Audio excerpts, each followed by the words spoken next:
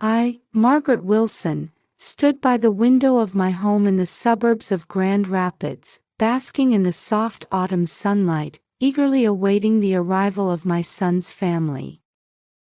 Even at 62, I found myself fidgeting, tapping my toes on the floor, a habit from my teaching days.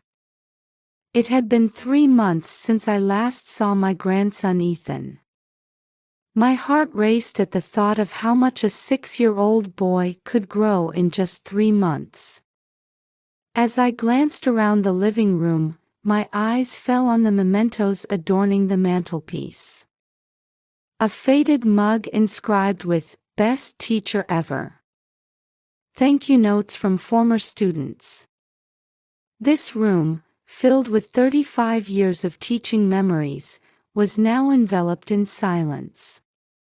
Outside the window, the leaves of the planted maple swayed in the autumn breeze, signaling the changing of seasons. The doorbell rang, making my heart skip a beat. I tried to calm myself with a deep breath, but the joy of seeing my grandson was overwhelming. As I opened the door, there stood my son David, his wife Emily, and my adorable grandson Ethan. "Mom, it's been a while," David embraced me. His voice was warm, but I couldn't help noticing the dark circles under his eyes, telling of his recent work stress. Emily greeted me kindly too, though she seemed a bit tense. As I accepted the bouquet they handed me, I responded, "Oh, my favorite lilies." The moment I turned my gaze to Ethan, my heart melted. "Hello, Grandma's treasure. My, how you've grown." Ethan just nodded slightly, without his usual energetic greeting. "Is something wrong?" But now was the time to celebrate the family reunion. I pushed my worries aside and invited everyone in. "Come on in. David and Emily, you must be tired. I'll make some coffee." As I led them to the living room, I carefully observed their expressions. David's shoulders were slightly slumped. Emily's smile seemed a bit forced. And Ethan, usually chatty, he was oddly quiet today. As I prepared coffee, I watched my family through the window. A mix of joy at the reunion and an inexplicable unease filled me. The next few days should be fun, but what was this indescribable tension lingering in the family? Taking a deep breath as I carried the tray with cups, I reassured myself.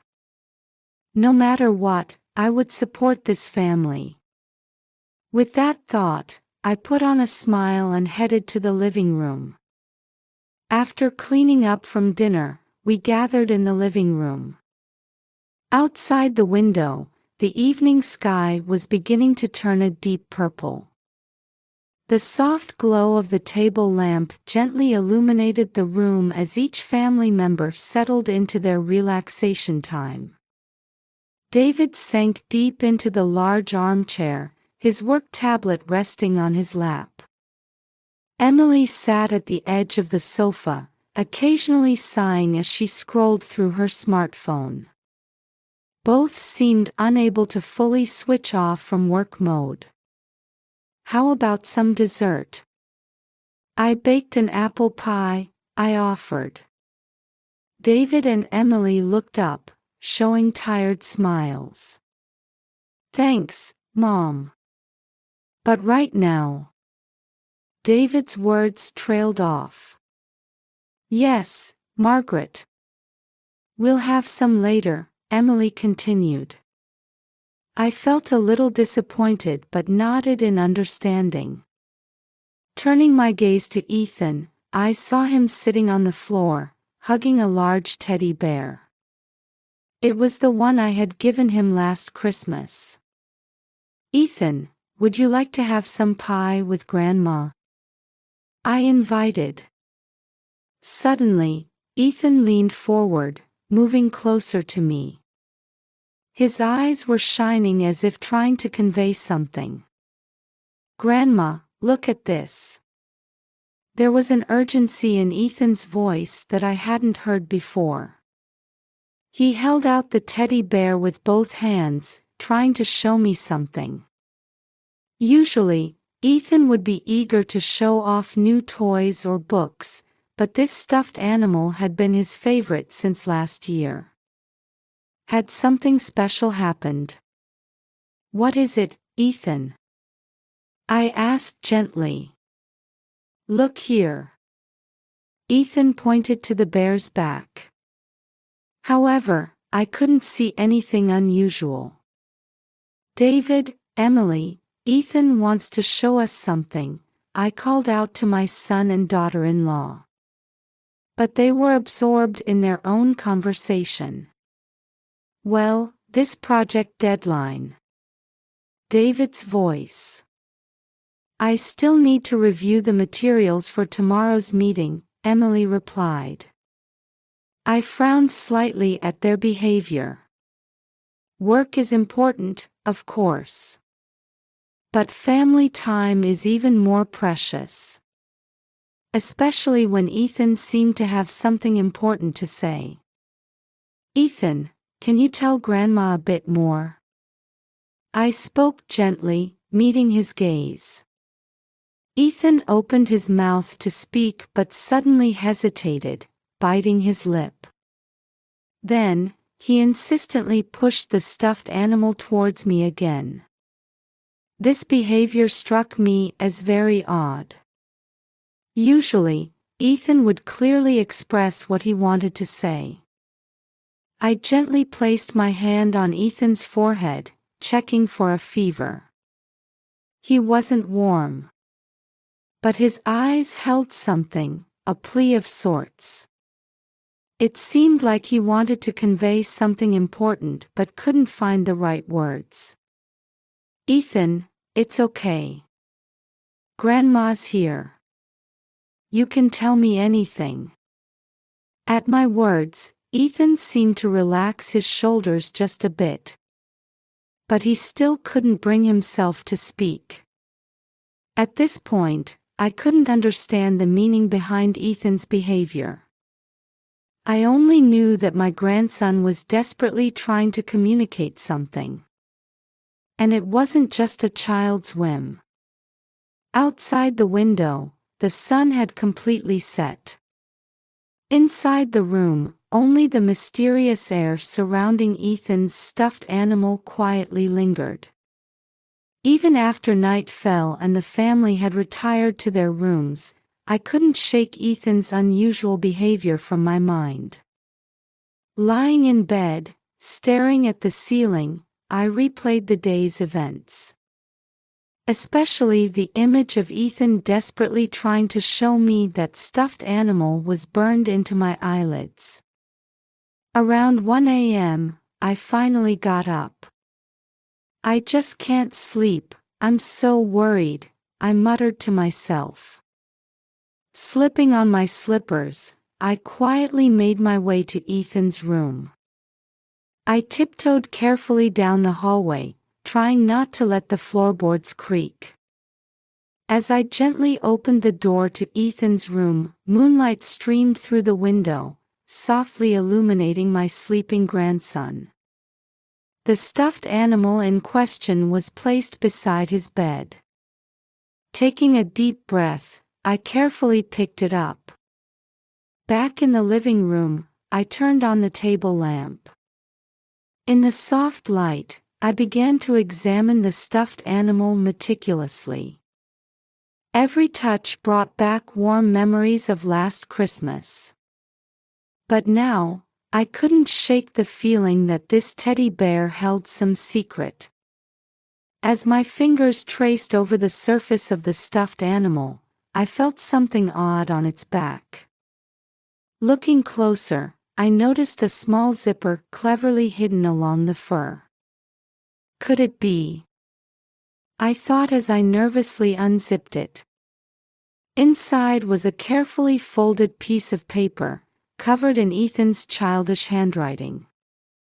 My heart started racing as I began to unfold and read it.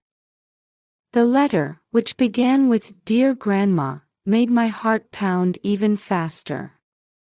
The contents detailed Ethan's experiences of bullying at school. It painfully conveyed how he was being harassed daily by certain children.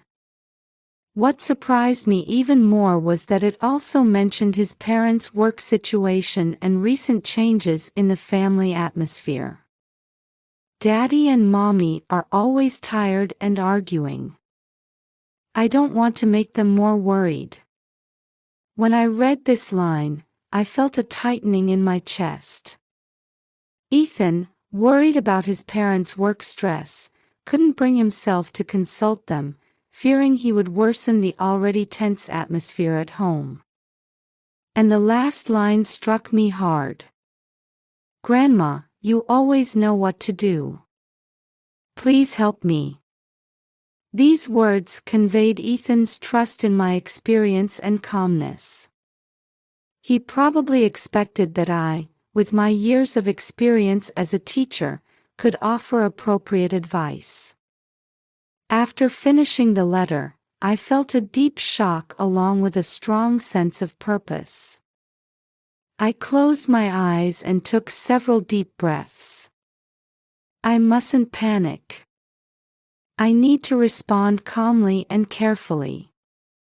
"Ethan, Grandma will definitely help you," I whispered softly. Looking at the clock, it was already past 2 a.m. I couldn't take action right away. First, I needed to calm my own feelings and think about how to approach this tomorrow. I returned the stuffed animal to its original state and quietly placed it back in Ethan's room. I gave a soft kiss on my sleeping grandson's cheek. "It's okay, you're not alone," I whispered. Back in my room, I sat on the bed, gazing at the moon outside the window. In my mind, I began to organize how to handle this situation. Protecting Ethan and improving communication within the whole family, these were the top priorities. From tomorrow, we'll solve this one step at a time, I told myself. And with a sense of purpose I hadn't felt in a long time, I slowly closed my eyes. The morning sun streamed through the window as I woke up. The clock showed 6 a.m. I felt like I had barely slept after last night's shocking discovery. Getting out of bed, I headed to the kitchen. As I brewed coffee, the contents of Ethan's message once again weighed heavily on my heart. With a hot coffee in hand, I stood by the living room window. Gazing at the mist-shrouded garden, memories of bullying cases I had dealt with during my 35-year teaching career raced through my mind like a whirlwind. One incident from about 20 years ago stood out particularly. Back then, serious bullying had occurred in my class, causing the victim to refuse to come to school. The whole school worked together, having multiple discussions with the bullies, and eventually reached a resolution. That experience might be helpful in Ethan's current situation. Taking a sip of coffee, I let out a sigh. Come to think of it, the volunteer work I started at the local community center after retirement might also be useful in this situation. The interactions with children from various families there had greatly helped me understand the problems faced by modern children. But it's not wise to handle this alone, I reminded myself. I needed to consult someone I could trust. As I thought this, the face of my former colleague Sarah Thompson came to mind. She's still an active teacher, passionately working on bullying issues. Looking at the clock, it was still before 7 a.m. I decided to call Sarah before the family woke up. As I picked up my cell phone and searched for Sarah's number, I felt my heart racing with tension. "Hello, Margaret. What's the matter so early?" Sarah's voice came through. "Sarah, I'm sorry for calling so early. I have an urgent matter to discuss." I began to explain the situation concisely. Sarah listened carefully, occasionally asking questions and sharing information about current anti-bullying measures in schools. As I listened, I was once again struck by the complexity of the problems facing today's children. Cyberbullying through social media, diverse family environments, pressure for academic achievement, all these factors intertwined in ways we never imagined in our time. "Margaret, we need to handle this carefully. But I'm sure you can deal with it well." Sarah's words of encouragement gave me a bit of courage. After hanging up, I looked out the window to see the morning mist starting to clear, signaling the start of a new day. Before the family wakes up, I need to think about how to broach this topic.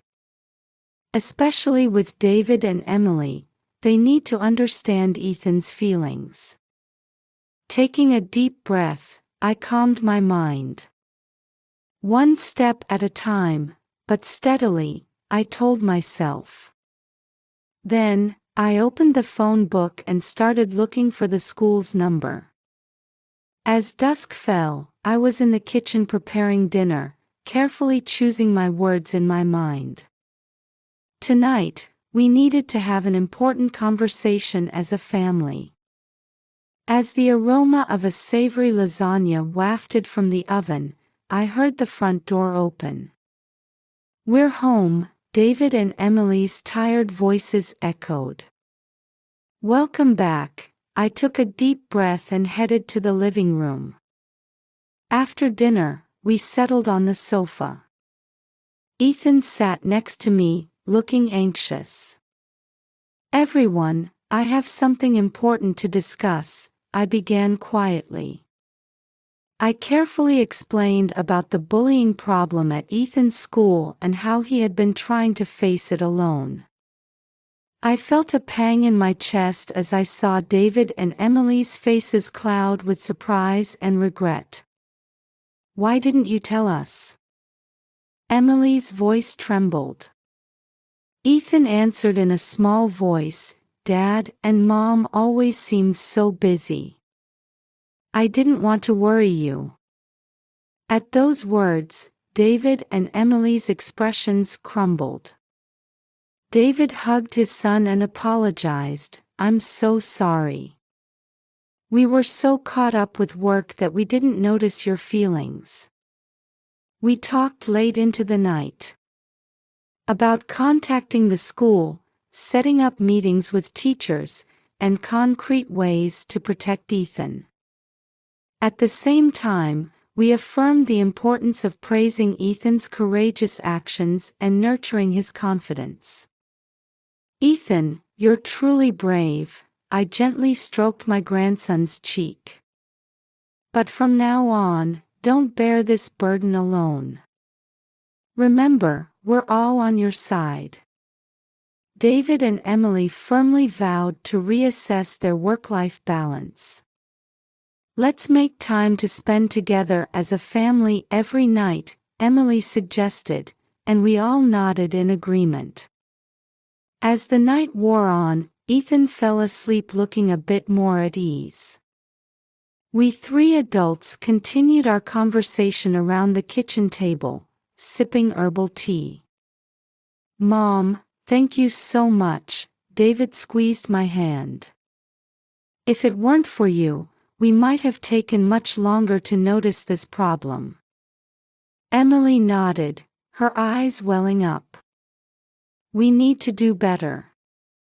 Outside the window, the full moon shone gently. "The road ahead won't be easy." But through this night's dialogue, I could feel that our family bond had grown stronger. Several weeks after our meeting with the school, on a chilly autumn morning, we gathered in the auditorium of Ethan's school. It was a special assembly called by the principal. I sat between David and Emily, gently holding the shoulder of a slightly nervous Ethan. The principal took the stage and began speaking quietly. Today is an important day for our school community. Recently, a serious bullying issue came to light. However, thanks to the brave action of one student, we've been given a chance to change. I felt Ethan stiffen beside me. The principal continued. Ethan Wilson, please come up to the stage. As a murmur spread through the auditorium, Ethan stood up on shaky legs. I gently pushed his back and gave him an encouraging smile. Ethan's courage has revamped our school's anti-bullying program. His actions have touched many hearts. At those words, several boys stood up in one corner of the auditorium. They were the former bullies. They bowed their heads and walked towards Ethan. The boy who seemed to be their leader spoke with a trembling voice, "Ethan, we're really sorry. We hurt you. But from your courage, we learned the importance of kindness. Can you forgive us?" The auditorium fell silent. All eyes were on Ethan. He hesitated for a moment but then slowly nodded. "Yes, I forgive you. But promise never to bully anyone again, okay?" At that moment, a huge round of applause broke out. I wiped away tears as I exchanged glances with David. His eyes were moist too. The principal explained the new anti-bullying program and called for cooperation from all students. When each of us has a heart that cares for others, that's what makes this school a wonderful place. After the assembly, our family huddled around Ethan in a group hug. "Your courage changed everyone," I kissed my grandson's cheek. David and Emily looked at Ethan proudly. "From now on, we promise to listen to you more," Emily vowed. That night, we held a barbecue party in the backyard. Under the starry sky, family and neighbors gathered to celebrate Ethan's courage. He seemed a bit embarrassed but definitely showed a confident expression. 1 year later, in the summer, Ethan had moved on to middle school and was adapting well to his new environment. He now serves as a member of the school's anti-bullying committee and acts as a counselor for younger students. David and Emily kept their promise and reassessed their work-life balance. They decided that every Friday night would be family night, spent watching movies or playing board games together. I started conducting anti-bullying workshops at the local community center. I found new fulfillment in using my experiences to help other families and children. One evening, as Ethan and I were swaying in the hammock in the backyard, I suddenly asked him, "Do you have any regrets about what happened back then?" Ethan thought for a moment before answering. "No, I don't regret it.